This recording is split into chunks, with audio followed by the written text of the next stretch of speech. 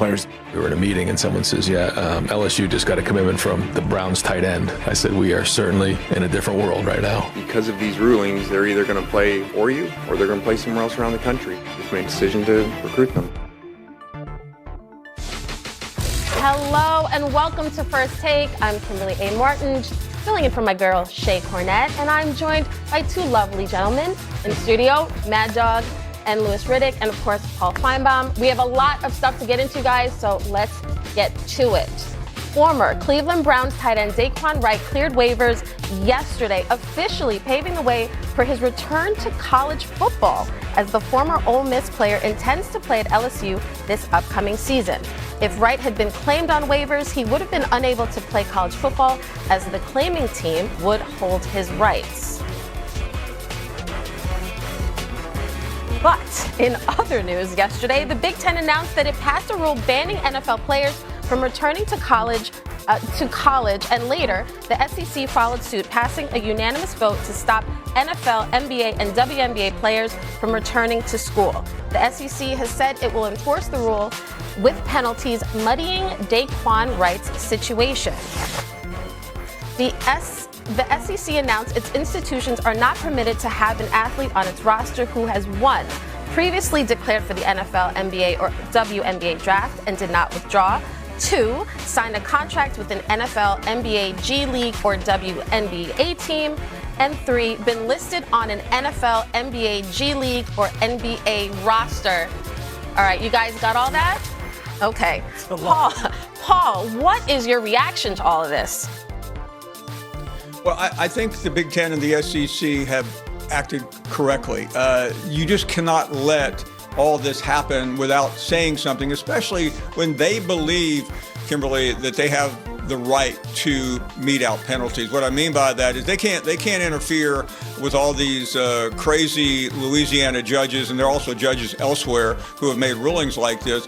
But they can be in charge of their own league, and they're essentially saying, you can have this guy on your roster, but we will penalize you. They didn't exactly say what, but the sense is the penalty will be severe, including suspension or perhaps forfeiture. So then it would be up to the individual. Now, what's really interesting here is yesterday in Birmingham, the 16 schools of the SEC met, and get this, they voted unanimously. That includes the LSU president. Now, nobody believes the LSU president was really in favor of it. He's obviously put up with Lane Kiffin because he's part of the group that brought Lane Kiffin in, and he has enabled and embraced everything that Lane Kiffin did. I think the president down there, Wade Roos, went along with it just to get out of that room in one piece. But what happens in Baton Rouge today will be where this story turns. Well, the first question I have, what does that mean for the two players who joined Kiffin already? The ruling came after he took the two players back. Does that mean they can't play, the tight end from the Browns? Or is this rule after they're already on a team? Paul, answer me that. I don't know the answer to that. Yeah, I'll try to. Kiffin is arguing today that the SEC should make this ruling from this moment on and allow everybody else who was already into the system remain. I don't think they will do that. I'm pretty sure they won't, but that's going to be the argument.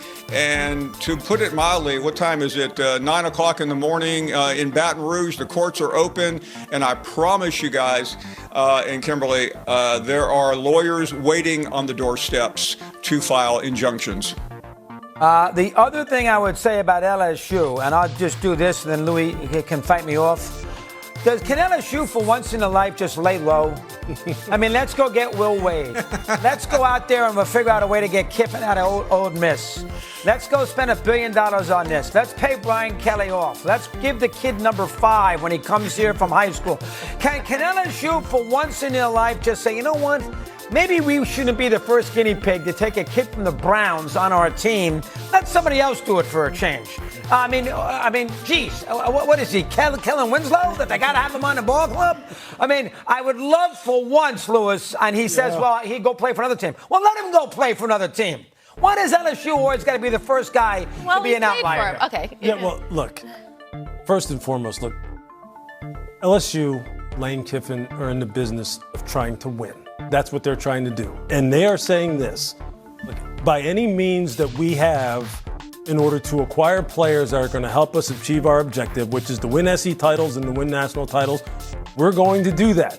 They didn't make the rules. They are exploiting the rules or the loopholes within the rules. Now, I understand this. Look, I am a traditionalist when it comes to college football.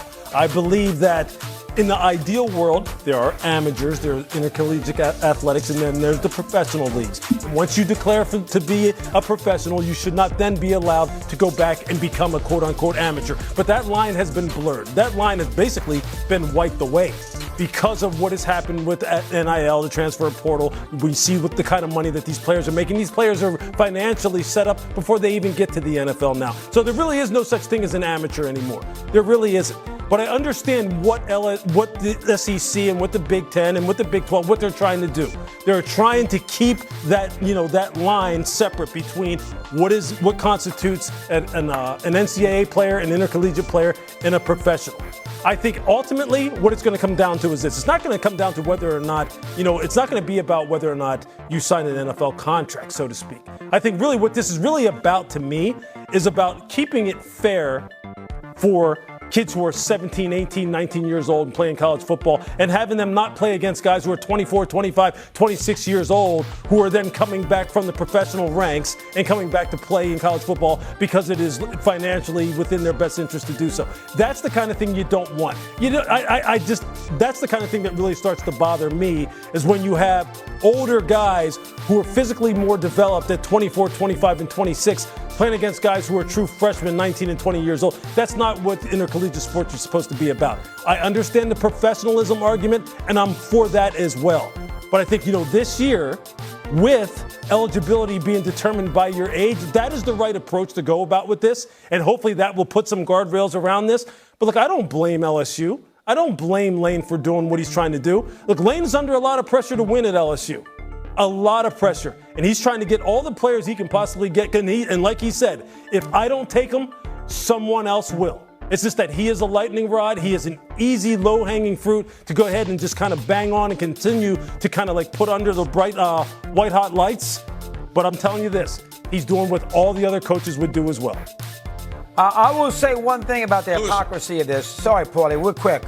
How about the punters? Go ahead. I want to hear this. How about the punters from the Australian rules football who go punt in college and they're 28 years old?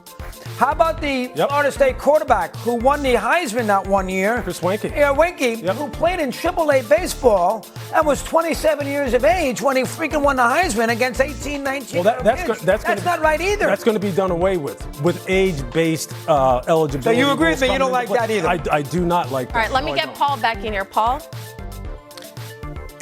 Doggy, you said something really interesting, and I don't want to be a history professor here, but you have to understand the state of Louisiana. You have to go back to the 30s, Doggy, and I know you're a historical freak. There was a governor named Huey Long who pretty much made this LSU football team his own. He was one of the most charismatic people in the entire country. He considered running for president until somebody assassinated him on the steps of the Capitol. Robert Penn Warren wrote a book entitled All the King's Men. It became a movie, famous movie with Broderick Crawford. You probably remember him from Highway Patrol. This is a 50s show, by the way, Lewis and Kimberly. The point being that he won a Pulitzer Prize for it too. This is the state. I covered LSU. My first job was in Louisiana, and it is unlike any place else in this country. And that is